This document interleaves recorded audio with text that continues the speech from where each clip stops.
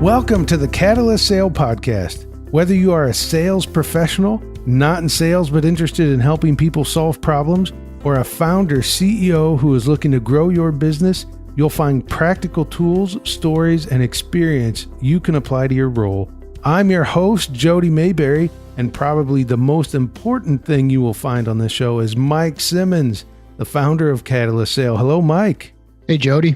This episode is the second in a series Mike wants to do about tactics. So we talk a lot about strategy and approach. Mike wants to do a show about tactics, but he recommended we talk about consistency. So Mike, I think I need to start right there. How is consistency a tactic and not a strategy? Well, I think it kind of falls into both categories. So the strategy may be to be consistent, and then the tactics are what help you execute on that consistency. And when I think of it in the context of tactics, I think of setting expectations and executing, doing or saying what you do and doing what you say.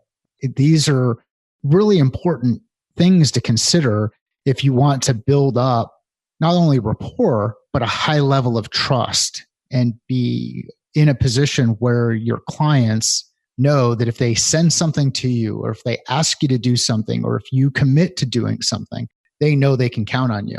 And that's not a one-time event. That's an event that happens on a consistent basis. Okay, so if we look at it that way, that consistency is a tactic. It's something that we do over and over. People count on us. It's what we become known for. I just think we need to next uncover that a little bit. How do we make consistency a tactic? What do we do that moves it from a strategy to now a tactic? Well, I think the first place to start is your calendar. Block out time to do the things that you want to do on a consistent basis. A good example, here we go with the podcast. In order to deliver content consistently, we record, sometimes in batches, but we make sure that we schedule time to record the episodes, get the content, have enough time for the content to go through the editing process, and then be in a position where we can push that content live. And that content gets pushed live every Monday evening at what ends up being midnight Eastern. And depending on time of year, it might be 10 o'clock local time for me in Arizona, or it might be 9 o'clock local time for me because for whatever reason, we decided we don't need to change our clocks out here. And actually, that ends up being a good thing for us. It's a bad thing for scheduling things. That doesn't sound like consistent. Or maybe that is consistency, to never change your clock. It is. And what's nice about it is then we know we don't have to deal with the spring forward or fall back or any of those other items. But the calendar for me, just getting back into the tactics, the calendar for me is one of those things that helps to create a level of consistency. Another thing that happens for me is I know when I'm figuring out or we're walking the dog around the neighborhood as an example. If I follow that same path over and over and over again, the dog just begins to expect it. So Grizz goes through and he knows we're going to make a left-hand turn on the street. Really messes with his mind when we decide to go right or we decide to go straight. So think about the expectations that you're setting with your customers, with the folks that you work with, whether they're new customers or customers that have been with you for a long period of time, whether they're new members of your team or people who've been part of the team for years.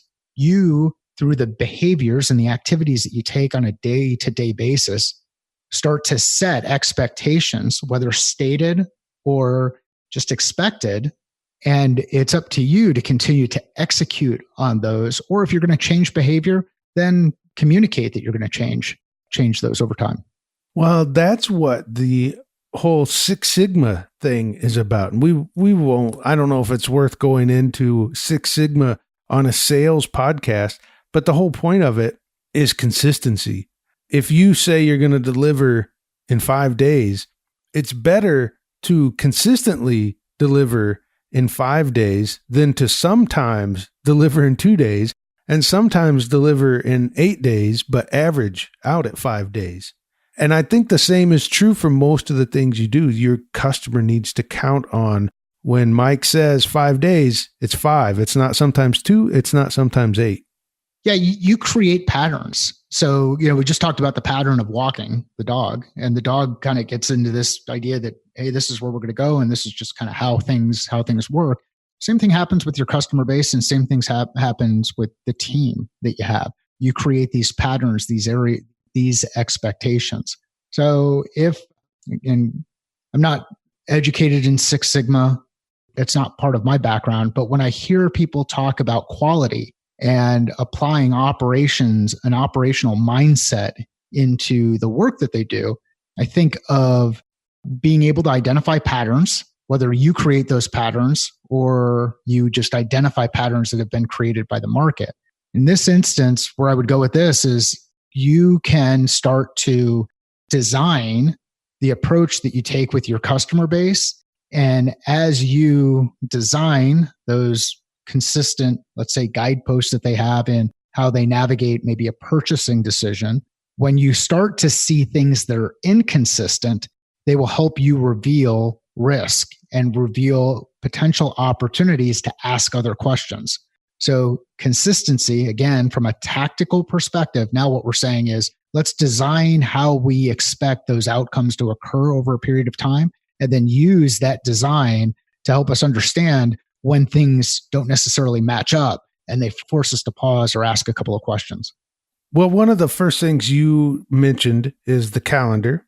So you use the calendar. Is there anything else you use to make consistency a tactic? Yeah, it's things like our account planning template, which have sections in there for who, what, why, where, when, how. It also has sections in there for 30, 60, 90-day planning and past 90-day planning.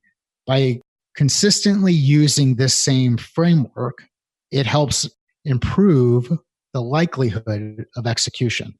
People who work with us, whether they work with us for the first time or they work with us after a couple of years and start working with us again, they know that there is going to be consistency in the approach, consistency in the methods, consistency in the tactics that we use. So I guess this kind of bridges both sides again. It's consistency as a strategy, and then consistency at a tactical level using the templates, using the documentation that we adopt inside the organization. You mentioned your calendar and planning template. Those are, now I'm starting to pick up that you use tools to help you be consistent. How important is it for you to use tools? And with that, do you have any recommendations for tools we can use? Yeah, tools are really important. And the tools are really important because they help you create a level of repeatability and predictability in the outcomes that you're working toward. A tool that I use on an ongoing basis is Microsoft OneNote. I like OneNote because I'm able to organize information inside OneNote. It works across my phone, my iPad, my computer. So that's one tool. Another tool, the calendar. Another tool that we'll use is Slack from a communication standpoint. And one of the advantages to using Slack across each of the organizations we work with is each of those organizations know that they can consistently get a hold of me through that medium. There's usually very little risk that information will get lost in that medium. Another tool that I like to use is the whiteboard. And the reason I like to use the whiteboard is it helps me to stay focused on things that are in front of me in the short term. I can quickly look up to the left of my computer monitors and see a list of priorities, a list of organizations that we'd like to work with, and a list of things that I need to get done in a given week. As you're saying that, I realize one of my favorite tools is a yellow legal pad. I use those for so much, and that gets overlooked. Tools like whiteboards, legal pads. Usually these days when people ask for tools, they're looking for apps or something like that. But just like you and your whiteboard, I don't know what I'd do without a yellow legal pad. I mean, I guess it could be white too. I don't care about the color.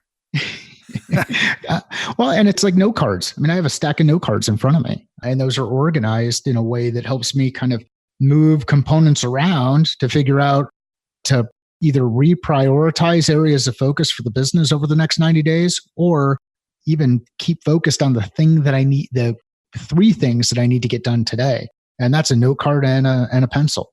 Yes. Note card and a pencil. It's great. I love these older analog tools. For me, it's that yellow pad and a Pilot G2 pen, my favorite pen. It helps so much for me to stay consistent. That's usually for me, everything goes to the legal pad before it gets distributed elsewhere, whether that's an app I use or my daily note card for the projects I'm working on, or maybe if I'm writing something, I write it on the yellow legal pad and then I put it into Word or whatever. And there's no one tool. When it comes to consistency, what matters the most is finding what works for you. I know you and I both admire Lee Cockrell and his tools.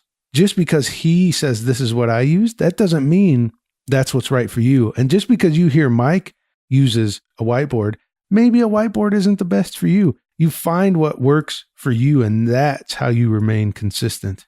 I think that's such a key point. You have to find what works. And this is an iterative process.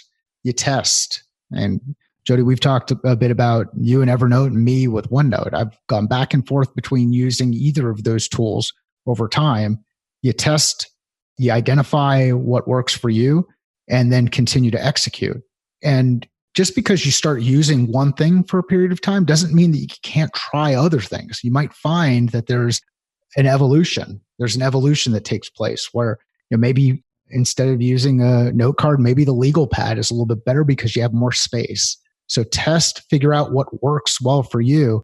And the key here, getting back to this theme around consistency, the key here is that you continue to do the work, because good things happen when you actually do work, not when you think about doing work.